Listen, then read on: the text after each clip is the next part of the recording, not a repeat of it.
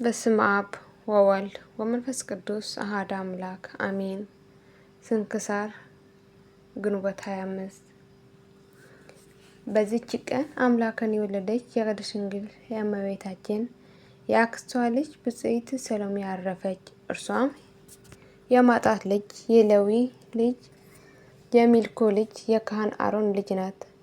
ለማጣት 3 ሴቶች ልጆች አሉት። የታላቂቱ ስም ማርያም ነው። የሁለተኛይቱ ስም ሶፊያ፣ የሶስተኛውም ሐና ነው። ያችም ማርያም ሰሎሜን ወልዳለች። ሶፊያም ኤልሳቤጥን ወልዳለች። ሐናም አምላክን የወለደች የእመቤታችን ድንግል ማርያም እናት ናት። እመቤታችን ድንግል ስትሆን የክብር ባለቤት ጌታችን ኢየሱስ ክርስቶስ በወለደች ጊዜ ይህች ቅድስት ሰሎሜ የእመቤታችን አወላለድ እንደ ሴቶች ሁሉ አወላለድ መስሏት ተጠራጠረች። ከዚህም በኋላ የድንግል ማርያም ገላዋን ዳሰሰቻት። ያን ጊዜ እጇን ተቃጠለ። ሕፃኑ በዳሰሰችው ጊዜ ደግሞ ዳነች። በዚህ በሕቱም ድንግልና አምላክን እንደወለደች አወቀች። ከተረገመ ሄሮድስ ፊት እመቤታችን በሸሸች ጊዜ ከዮሴፍ ጋር በመሆን አብራ በመሰደድ የእመቤታችን ድካማ ተካፍላ አገለገለቻት። ከስደት እስከ ተመለሱ ድረስ ሕፃኑን ታዝለዋለች። የምታጥበትም ጊዜ አለ። መድኃኒታችን ሰውን በሆነበት ወራት ሁሉ አልተለየችውም።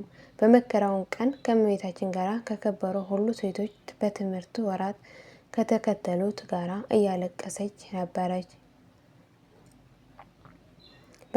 በተነሳባት ዕለት ወደ መቃብር ገስግሳ ከሐዋርያት ቀድማ ያየች ናት። በ50ኛው ቀን መንፈስ ቅዱስ በወረደ ጊዜ ከባልንጀሮቿ የከበሩ ሴቶች ጋር ሰማያዊ ሀብትን ተቀብላ በክብር ባለቤት በጌታችን በኢየሱስ ክርስቶስ ሰበከች። ብዙዎቹም አሳመነች። ከአይሁድም ብዙ ስድብና ሽሙጥን አገኛት።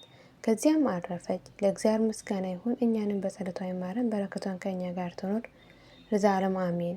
ዳግመኛ በዚች ቀን ከአዴናው ሀገር የከበረ ኮጦሎስ በሰማዕትነት አረፈ። የዚህም ቅዱስ እናትና አባቱ እግዚአብሔር የሚፈሩ ናቸው። አባቱም የአዴናው ገዢ መኮንን ነው። ልጅ አልነበረውም። ይህ ቅዱስ ልጅ እስከሰጠው ድረስ ጌታችን አዘውትሮ ይለምነው ነበር።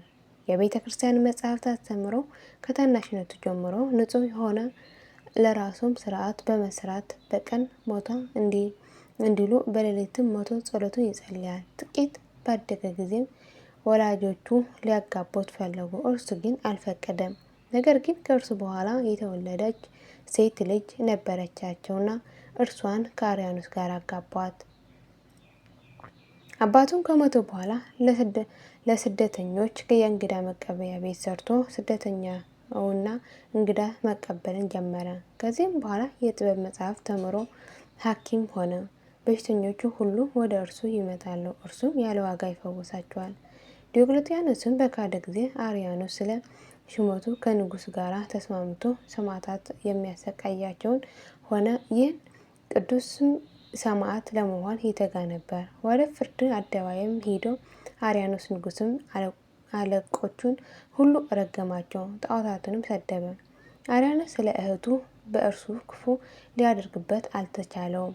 ወደ እህቱ ላከው እንጂ እርሷም ከመታሰር አዳነችው። ከአርያኖስም በኋላ ሌላ መኮንን ተሾመ። የዚህ የቅዱስ ኮጦሎስን ዜና ነገሩ። ጭፍራ ልኮ ወደ እርሱ አስመጣውና በእርሱ ላይ በመቆጣት ለአማልክት ካላጠንክ ይህ ካልሆነ ጽኑ ስቃይ ያሰቃያል አለው። ቅዱሱም እኔ ለረከሱ አማልክት ዕጣን አላቀርብም፣ ለክብር ባለቤት ለሕያው እግዚአብሔር ልጅ ለጌታ ኢየሱስ ክርስቶስ ንጹሕ መስዋዕት አቀርባለሁ እንጂ ብሎ መለሰለት። በዚያም ጊዜ መኮንኑ ተቆጥቶ በየአይነቱ በሆኑ እንዲያሰቃዩት አዘዘ። የእግዚአብሔር መልአክም ወደ እርሱ መጥቶ ይፈውሰውና ያጽናናው ያረጋጋው ነበር። ጌታችንም በእጆቹ ታላቅ የሆኑ ድንቆች ታምራት አደረገ። ማሰቃየቱን በሰለቸው ጊዜ በሰይፍ ራሱ ይቆርጡት ዘንድ አዘዘ። የሰማዕትነት አክሊልን ተቀበለ። ቤተሰቦቹን ገንዘው በመልካም ሽቶ አኖሩት። ከስጋውም እጅግ ድንቅ ብዙ ታምራት የሚታይ ሆኑ። ለእግዚአብሔር ምስጋና ይሁን፣ እኛንም በጸሎት ይማረን፣ በረከቱን ከኛ ጋር ትኑር ለዘላለም አሜን። ዳግመኛ በዚች ቀን ሰብስጣ ከሚባል ሀገር አባ ሄሮዳ በሰማዕትነት አረፈ። ከከሃዲ ዲዮቅልጥያኖስም በክርስቲያን ወገኖች ላይ የስደት ወራት በሆነ ጊዜ ይህ ቅዱስ አባት ሄሮዳ ከሕፃንነቱ ጀምሮ እግዚአብሔርን ይፈራ ነበር። በአንዲት ሌሊትም በአልጋው ተኝቶ ሳለ እርሱም ስለ እግዚአብሔር ፍቃድ በማሰብ በኃላፊው ዓለም ውስጥ መኖር ምን ይጠቅመኛል? በከበረ ወንጌል የተናገረውን የጌታችን ኢየሱስ ክርስቶስ ቃል ይህ ዓለም ያልካደ ሊያገለግለኝ አይችልም ያለውን ሰምታችኋልና፣ አሁንም ተነስቼ ሂጄ በክብር ባለቤት ጌታችን ስም ደሜን አፈሳለሁ አለ። ይህን በልቡ ሲያስብ እነሆ የመላእክት አለቃ ቅዱስ ሚካኤል ወደ እርሱ መጥቶ የከበረና የተመሰገንክ ሄሮድስ ሆይ ሰላም ላንተ ይሁን፣ አትፍራ፣ እግዚአብሔር የክብር ዙፋን አዘጋጅቶልሃልና እኔንም የመላእክት አለቃ ሚካኤል ነኝ። እኔም ወደ ፍርድ አደባባይ ከአንተ ጋር እሄዳለሁ። በከበረ ስጋህም ላይ ምንም የሚበረታብህ የለም ብሎት ሰላምታ ሰጥቶት ወደ ሰማይ አረገ። ከዚህም በኋላ ብፁዕ አባ ሄሮዳ ወደ ምዕራባዊ ሀገር ገዢ ፊቱንም ወደ ምስራቅ መልሶ እንዲህ ብሎ ጸለየ። ልዩ ሶስት አንድ አምላክ ሆይ ጌትነት፣ በረከት፣ ክብር ገንዘብህ የሆነ ለአንተም ለብቻ ስግደትና አምልኮት የሚገባ የተሳልኩትን እስክፈጽምልህ ታጽናኝ ዘንድ እለምንሃለሁ። ይህም ብሎ ወደ ፍርድ ሸንጎ ሄዶ እኔ ክርስቲያን ነኝ ብሎ በግልጥ ጮኸ። መኮንኑ ክርስቲያንስ ሆነሃል፣ ሀገርህ ወዴት ነው? አንተ ማነህ? ስምንስ ማን ነው? ወገንህስ ምንድን ነው? አለው። የከበረው ሄሮዳም በብህንሳ አውራጃ ሰብስጣ ከሚባል ሀገር ነኝ። ከልጅነት ጀምሮ ለምድራዊ ማች ለሆነ ንጉሥ ሳላገለግል ኖርኩ። እንግዲህስ ሕያው ለሆነ ሰማያዊ ንጉሥ አገለግለዋለሁ ብሎ መለሰለት። ሉኪያኖስ መኮንኑ ብዙ ገንዘብ ሰጥቼ ከጭፍሮቼ ሁሉ በላይ ከእጅግ ከፍ ከፍ አድርግሃለሁ ዘንድ ለአማልክት ለአጵሎና ለአርዳሚስ ለመሰዋት ተዘጋጅ አለው። ቅዱስም እንዲህ ብሎ መለሰለት፣ ልብ የሌለህ ደንቆሮ ሆይ እምነትን በሰው ላይ ላደረግ ዘንድ ሰው ወዮለት፣ ግን እምነቱ በእግዚአብሔር ላይ የሆነ የተመሰገነ ነው የሚል በቅዱሳን መጽሐፍት ተጽፏል። እኔንም ለረከሱ አማልክት አልሰዋም፣ አለኝታዬ እግዚአብሔር ስለሆነ ለእርሱ ብቻ ሰዋለሁ። ያን ጊዜ መኮንኑ ተቆጥቶ እንዲገርፉትና እሾሁን ባላቸው በብረት ዘንጎችም እንዲደበድቡት ደግሞ እንደ ውሃ እንዲፈስ ድረስ እንዲያሰቃዩት አዘዘ። ጌታችን በመልአኩ እጅ አጽንቶ አዳነው፣ ጤነኛም ሆነ። ሕዝቡንም ይህን ድንቅ ተአምር ባዩ ጊዜ በክብር ባለቤት በጌታችን በኢየሱስ ክርስቶስ አምነው በሰማዕትነት አረፉ። ቁጥራቸውንም 30,500 ነው። መኮንኑም ማሰቃየት በሰለቸው ጊዜ ራሱን በሰይፍ እንዲቆርጡት አዘዘ። እነሆ ጌታችን ኢየሱስ ክርስቶስ ተገለጸለትና እንዲህ አለው፣ ብፁዕ ሄሮዳ ሆይ ሰላም ላንተ ይሁን፣ አትፍራ፣ እኔ ፈጣሪ ክርስቶስ ነኝ። እነሆ መቀመጫህን ከቅዱሳን ጋራ በሰማያት አዘጋጅቻለሁና በእውነት እነግርሃለሁ። በመታሰቢያ ቀን መከራ ድካም አስቦ መስዋዕትን ለሚያቀርብ ለድሃ ምጽዋትን ለሚሰጥ በእንስሶቹ ውስጥ ሩባታ ይሆናል። በቤቱም የተባረከ ልጅ አይታጣም። ሰይጣንም በእርሱ ላይ በስራው ሁሉ ላይ ሊበረታታበት አይችልም። የገድልህን መጽሐፍና ስምህን የሚጽፈውንም እኔ በሕይወት መዝገብ ስሙ እጽፈዋለሁ። የዕዳ ደብዳቤውን እደመስሳለሁ። ደግሞ በችግር በመከራ ውስጥ ስምህን ጠርቶ የሚለምነኝ ከመከራው ሁሉ እኔ አድነዋለሁ። መታሰቢያንም ለሚያደርግ ሁሉ በደሉን ሁሉ እተወለታለሁ። ሰላሜም ከአንተ ጋራ ይሁን። ይህም ብሎ መድኃኒታችን ከእርሱ ዘንድ አረገ። የከበረ አባ ሄሮዳም ፍጹም ደስታን ተደሰተ።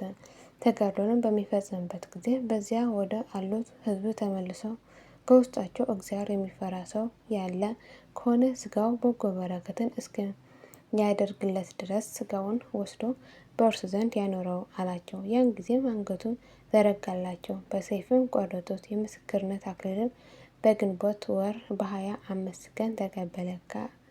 3 ወር በኋላ ዘመዶቹ መጡ። ስጋውንም ወስደው ተሸክመው ወደ ሀገሩ ሰብስጣ አደረሱት። በአነጹለት ቦታ አኖሩት። ከእሱ ጋርም ታላቅ የሆኑ ድንቆች ተአምራት ተገለጡ።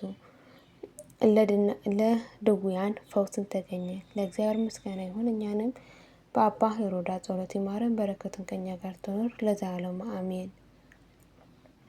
ዳግመኛ በዚች ቀን የክብር ባለቤት ጌታችን የዮሴፍ በትሮች በአረንጓዴ ቦታ ላይ ተከለ። ወዲያውኑ ዛፎች ሆኑ። ደግሞ የከበረ በላያኑስ፣ አሎንትራን፣ ራምኔሳ 150 ሰማዕታት ቁስጥንጤናስና እናቱ ሄላም መታሰቢያቸው ነው። በረከታቸው ከኛ ጋር ለዘላለም ጸንቶ ይኖር አሜን። የወደቅን ያጠበን በአፈ ትጉሃን መላእክት ይታረምልኝ አሜን።